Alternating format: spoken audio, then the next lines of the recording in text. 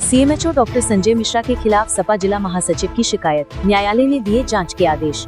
जबलपुर में समाजवादी पार्टी के जिला महासचिव नरेंद्र कुमार राकेशिया ने डॉक्टर संजय मिश्रा के विरुद्ध 5 गंभीर अपराधों को लेकर शिकायत दर्ज कराई है। राकेशिया के अनुसार डॉक्टर मिश्रा पर पहले से अनुशासनात्मक कार्रवाई जारी है, जिसके तहत दिनांक 4 जुलाई 2025 को आरोप पत्र भी जारी किया गया था, जिसमें राकेशिया को सरकारी गवाह बनाया गया।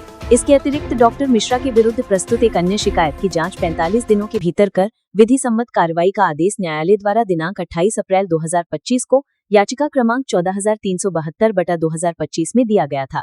जांच प्रक्रिया में देरी के कारण राकेशिया द्वारा पुनः याचिका क्रमांक 3752/2025 दायर की गई, जिसके तहत न्यायालय ने 4 जुलाई 2025 को लोकायुक्त मध्य प्रदेश को नोटिस जारी कर आवश्यक कार्रवाई के निर्देश दिए।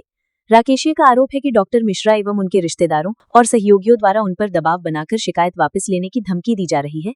इस संबंध में उन्होंने 14 जुलाई 2025 को पुलिस अधीक्षक जबलपुर को एक शिकायत सौंपकर डॉक्टर मिश्रा व उनके अस्पताल से जुड़े सहयोगियों के खिलाफ झूठे मामलों में फंसाने की आशंका जताते हुए अपनी जान माल की सुरक्षा की मांग की है। इस प्रकरण ने जिले में हलचल मचा दी है और अब सभी की नजरें न्यायालय व प्रशासन की आगामी कार्रवाई पर टिकी हैं।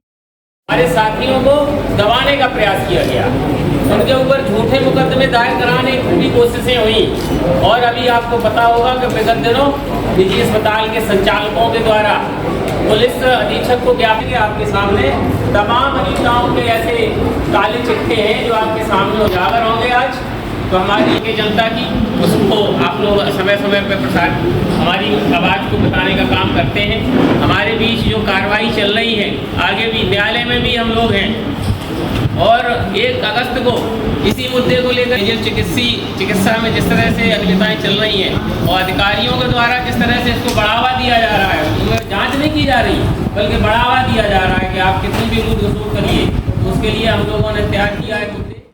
आज हम मीडिया के माध्यम से एक प्रेस कॉन्फ्रेंस हमने रखी हुई है, जो 18 जुलाई को IMA इंडियन मेडिकल एसोसिएशन और MP नर्स एसोसिएशन ने और डॉक्टर संजय मिश्रा जी CMHO उन्होंने मुझ पर गंभीर आरोप लगाए थे ब्लैकमेलिंग के, पैसे मांगने के। तो मैं कहना चाहता हूँ ये सारे आरोप फर्जी हैं। हमने डॉक्टर संजय मिश्रा जी की 5 बिंदु पर शिकायत की थी।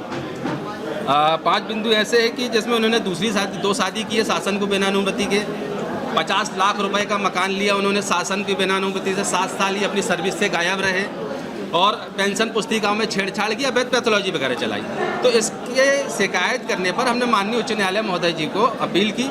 माननीय उच्च न्यायालय महोदय जी ने लोकायुक्त को नोटिस किया कि तत्काल इनकी जांच की जाए, क्योंकि पहले उन्होंने 3 महीने और फिर उसके बाद 45 दिन का माननीय उच्च न्यायालय ने लोकायुक्त को समय दिया था।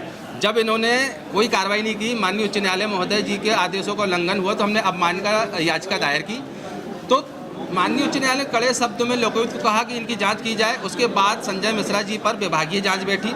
विभागीय जांच जैसे ही बैठी तो संजय मिश्रा जी मुझ पर दबाव डलवाने लगे। मैंने 14 जुलाई को उनके खिलाफ शिकायत किया कि ये लोग मुझे परेशान कर रहे हैं, जान से मारने की धमकी दे रहे हैं और ये सभी 80 हॉस्पिटल के संचालक इनके साथ मिलकर मुझ पर दबाव बना रहे हैं और कहीं ना कहीं इनको राजनीतिक समर्थन है, सपोर्ट है। तो मैं कहना चाहता हूं कि ये संजय मिश्रा जी ने मुझ पर जो भी आरोप लगाए सब गलत है। डॉक्टर अमरेंद्र पांडे 1 नंबर का झूठा व्यक्ति है। वो बता दें मैं कब उनके हॉस्पिटल गया, कब मैं उनसे पैसा मांगा, कब मैंने उनको कॉल किया।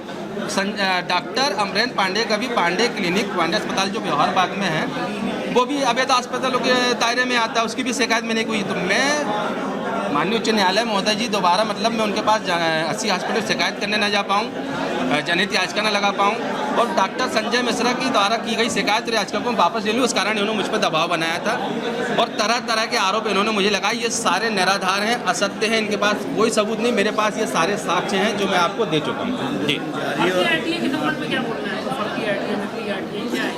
नकली RTI कुछ नहीं होती।